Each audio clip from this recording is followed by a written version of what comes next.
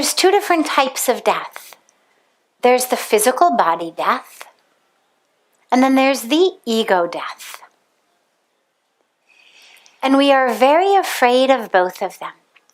In yoga, in the science of yoga, we're given what's called the 5 kleshas, the 5 causes of suffering. And one of them is abhinivesh, which means the fear of death. So the five kleshas, I won't go into them all now, but just they are avidya, lack of wisdom, lack of knowledge; asmita, ego; rag and dvesh, our aversions and our desires, the pulls and the pushes of life; and abhinivesh, fear of death. And the dilemma is that fear of death keeps us living as though we were already dead. So for example, if we went around, I won't do it, don't worry, I don't pick on people unasked, but if we did, if this were like a classroom, and I went around and I asked you all, what is the greatest cause of your stress? Your greatest stress?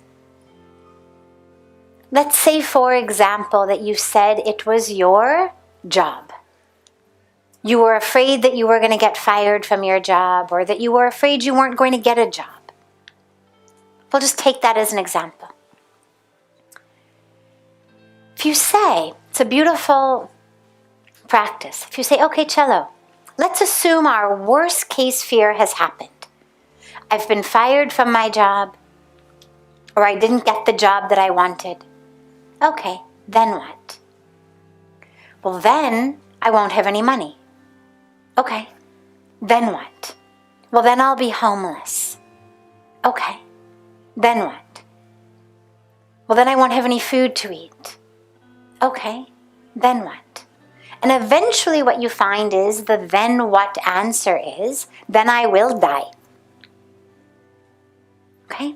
So the reason I am so worried about my job is because on a deep level, I may not be aware of it consciously, but on a deep level, I have made that leap from my job to my death.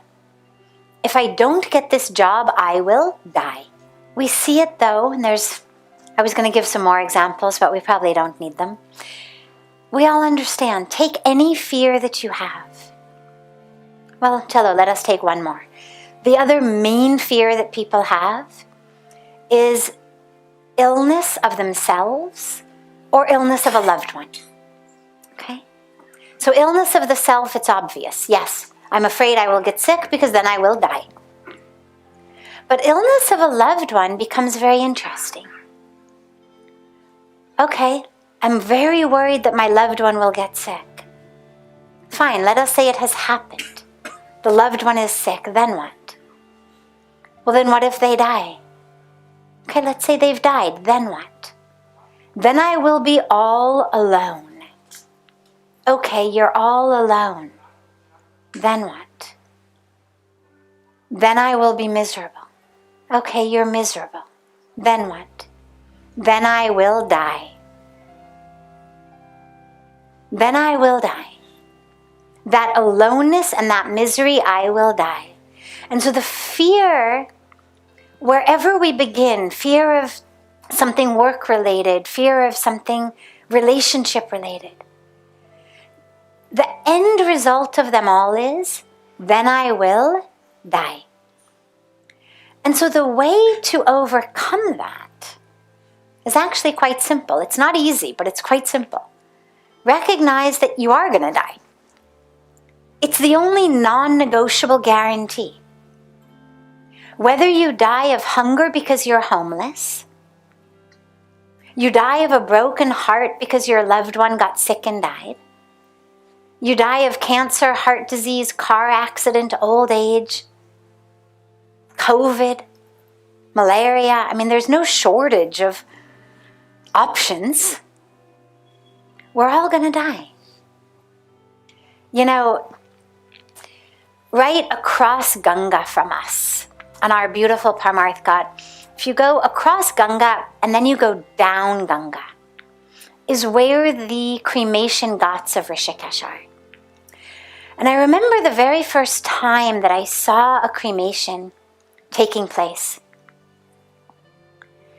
And inside me I thought, oh my God, those people must be so hurt seeing us here, celebrating, singing, when their loved one has died and they are sitting at a cremation. And then I realized that it's actually such a beautiful teaching, because over there is the cremation. There's death and there's misery and grief. Over here, there's life, celebration, joy, ecstasy. And it feels very safe because we've got this really big Ganga in between us. Death is on the other side.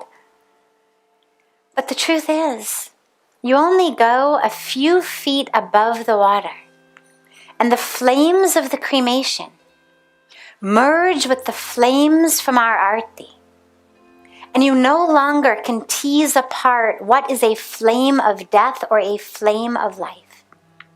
This separation between death and life is very superficial. And it only exists right on this very shallow plane of existence.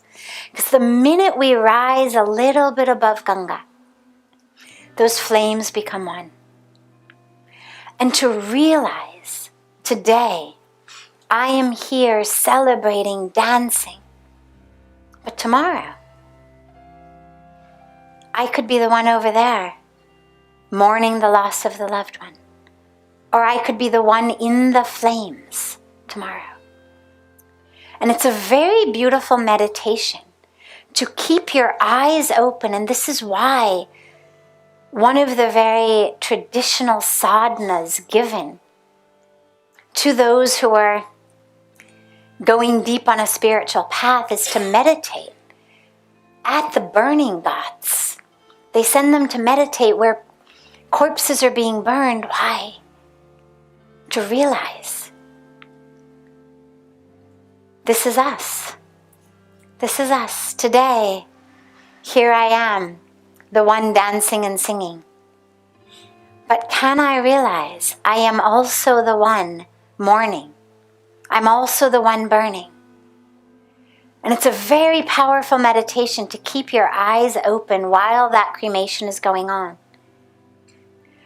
Staying grounded and anchored in the celebration, the joy, the love, the life of the arti, and simultaneously open your awareness to the presence of that grief and even to the presence of death, because we are not separate from them.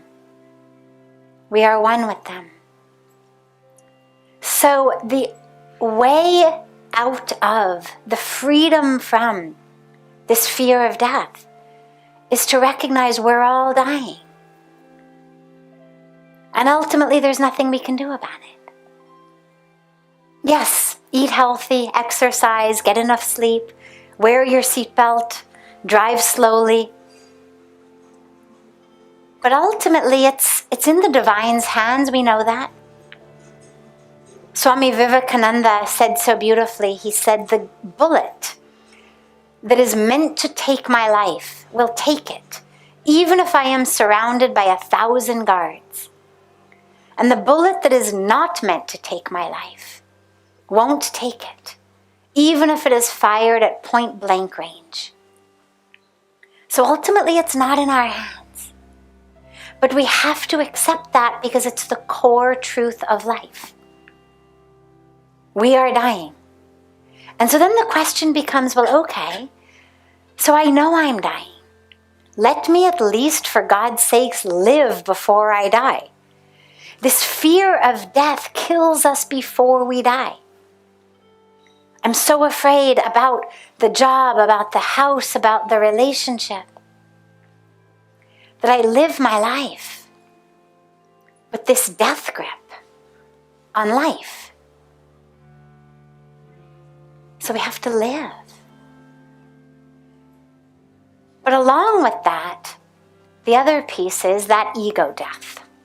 Because when you say to people, what are you most afraid of? What are you most stressed about? Some will say the job, some will say a loved one getting sick. Some will give you things that actually end up not in physical death, but in humiliation. So for example, if you look at phobias, I'm a student of psychology, so if you look at phobias, what people are most afraid of, well, most of them are things that have to do with protecting our physical bodies. Afraid of heights. That's good. We should be afraid of heights. Afraid of very closed spaces. That's good also. You don't want to suffocate. But then you get people with phobias about public speaking. Public speaking is, I think, the single number one fear that most people have. They've done all these studies. What is your greatest fear? Public speaking. Even just in the office, you have to stand up and present a report, present a proposal, lead the group. This terrifies people. The number of people who go to therapists, coaches, hypnotists to help them overcome this fear of public speaking. Now you think, that's very interesting, because what's the greatest fear? Okay, I make a horrible fool of myself. I freeze. I forget everything I'm going to say. I can't speak. Okay, so you made a fool of yourself. Big deal. But that's a big terror for people, and it's a terror because it's an ego death. And we are so identified with our ego, with our identification, with our stories, with our dramas, with our roles, that we fear ego death like we fear physical death. And the solution in many ways is the same, which is ultimately, if you've never been embarrassed or you've never failed, it means you've never lived. It means you've never taken a risk. It means you've played it so safe your whole life, just doing what the neighbors will like. Chalo padosi kya kahenge? Samne wale kya kahenge? We get so worried about samne wala or padosi that we don't actually live our lives, as though somehow our highest goal was just to keep samne wala happy, keep padosi happy. That's not our highest goal. That is not what we took birth for. So if you've never been embarrassed or you've never failed, it means you haven't lived. So start asking yourself, whenever you have that fear, I'm going to fail, I'm going to be embarrassed, I'm going to be humiliated. Tell yourself, yeah, maybe. But if I don't take the risk, then I've already stopped living today. I've allowed samne wala, padosi wali to take my life already. Don't do that. So that's where courage comes in. And yeah, it's not easy. But think about kids in a swimming pool. My parents live in Los Angeles at this complex with a big swimming pool, and of course there's lots of children there. And if you spend some time at the swimming pool, what you see is there'll be a little child on the side of the pool, and their mom or their dad or their sister or brother is inside the pool with their arms up saying, jump, jump. And the little kid on the side of the pool is going, and they kind of run back and forth. And the mom or the dad or the sister says, come on, jump, jump, I'll catch you. And the kid goes, But eventually the child jumps. And of course they get caught. Of course the mom or the dad or the sister or brother catch them. And then what happens? They squeal in delight. They are so excited. And then they say, again, one more. And then they keep doing it until the mom or dad says, chalo bahut ho gaya. But if they never took that risk, if they never jumped, if they never believed, they would spend their whole lives going, on the edge of the pool. They jump because they have faith, because they know that's my mom, that's my dad, that's my bhaiya. And in the same way, we have to have faith. The universe is going to catch you. Doesn't mean you won't ever be embarrassed. Doesn't mean you won't ever fail. But in terms of you, as your dharma, as your exquisite, amazing, full, whole, infinite being that you have come onto earth as, the universe will catch you. Do not spend your life on the edge of the pool going, Jump. Take the risk. Don't let fear steal your life.